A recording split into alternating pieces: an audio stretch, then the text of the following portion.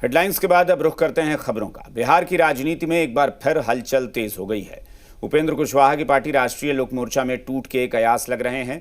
दरअसल राष्ट्रीय लोक मोर्चा के 3 विधायक पिछले दिनों पटना में उपेंद्र कुशवाहा की ओर से आयोजित लिट्टी चोखा भोज में शामिल नहीं हुए, जबकि ये तीनों विधायकों ने बीजेपी के राष्ट्रीय कार्यकारी अध्यक्ष नितिन नवीन से मुलाकात की।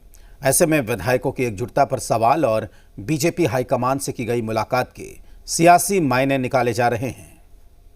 कुशवाहा की पार्टी में सुर हुए बागी। 3 विधायकों ने लिट्टी चोखा भोज से बनाई दूरी। बीजेपी हाईकमान से मुलाकात ने की कसर पूरी।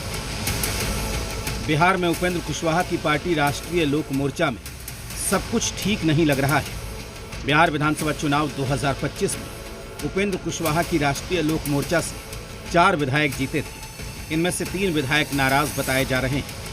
उपेंद्र कुशवाहा ने पटना में बुधवार को अपने आवास पर डिनर पार्टी रखी थी, जिसमें राष्ट्रीय लोक मोर्चा के 3 विधायक माधव आनंद, रामेश्वर कुमार महतो और आलोक कुमार सिंह शामिल नहीं थे। वहीं ये तीनों विधायक को बीजेपी के राष्ट्रीय कार्यकारी अध्यक्ष नितिन नवीन से मिलते दिखाई दिए। उपेंद्र कुशवाहा की डिनर पार्टी से 3 विधायकों की गैर मौजूदगी पर सियासी गलियारों में कई तरह की अटकलें चल रही है। हालांकि आरएलएम एकजुटता के दावे कर रहा है।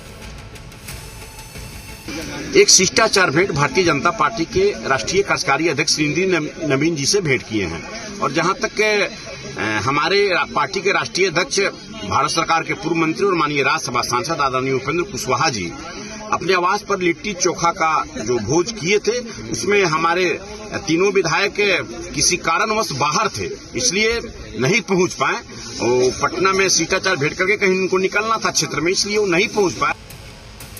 राष्ट्रीय लोक मोर्चा की ओर से सब कुछ ठीक होने के दावे किए जा रहे हैं, लेकिन खबरें हैं कि उपेंद्र कुशवाहा की तरफ से विधायक दल का नेता अपनी पत्नी को बनाए जाने की कोशिश से पार्टी में असंतोष पनपा।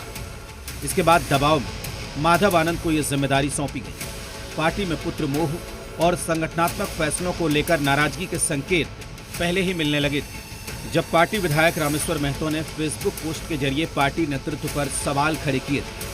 अब ये नाराजगी खुलकर सामने आने लगी है। हालांकि आरएलएम विधायकों की बीजेपी के राष्ट्रीय कार्यकारी अध्यक्ष नितिन नवीन से मुलाकात को लेकर बीजेपी और जेडीयू सधी हुई प्रतिक्रिया दे रही है।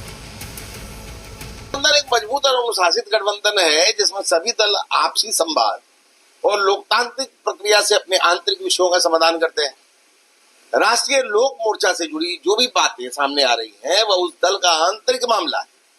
भाजपा का स्पष्ट मानना है कि एनडीए का हर घटक बिहार के विकास, सुशासन और इससे सरकार के लक्ष्य के लिए प्रतिबद्ध है। राष्ट्रीय लोक मोर्चा एक एनडीए गठबंधन का बहुत ही सम्मानित सहयोगी दल है और किसी भी दल का उसका जो अंदरूनी संगठनात्मक जो मुद्दे हैं वो उस पार्टी का इंटरनल विषय होता है। रही बात एनडीए गठबंधन की, तो एनडीए गठबंधन के तमाम घटक दलों का की एकजुटता बिहार में विकास, सुशासन और स्थिरता को लेकर। बीजेपी और जेडीयू भले ही इसे राष्ट्रीय लोक मोर्चा का अंदरूनी मामला बता रही है, लेकिन विपक्ष को लगता है कि इन सारे खेल के पीछे भारतीय जनता पार्टी का ही हाथ है। कुशवाहा को राजनीति और राजनीति की लाइमलाइट से स्पष्ट रूप से एलिमिनेट करने की राजनीति भारतीय जनता पार्टी के द्वारा की जा रही है, क्योंकि उपेंद्र कुशवाहा जनता दलियों और नीतीश कुमार की राजनीति करते हैं और भारतीय जनता पार्टी को नीतीश की राजनीति करने वाले पसंद नहीं है। उपेंद्र कुशवाहा जी ने जब से अपने योग्य पुत्र को मंत्री का पद दिया है, तब से उनके पार्टी के अंदर बवंडर मचा हुआ है और अब उन्हें एनडीए में सत्याग्रह आंदोलन चलाना चाहिए, जिसमें उन्हें अपने विधायकों को वापस अपने पास बुलाने के लिए मोदी जी के सामने नतमस्तक होना चाहिए।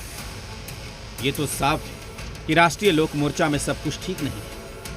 विधायकों की नाराजगी की खबरों के बीच एकजुटता के दावे भले हो रहे हैं, लेकिन सच्चाई ये भी है कि बगैर आग के धुआं नहीं उठता और सियासत में तो कुछ भी यूं ही नहीं होता है। ब्यूरो रिपोर्ट, जी मीडिया।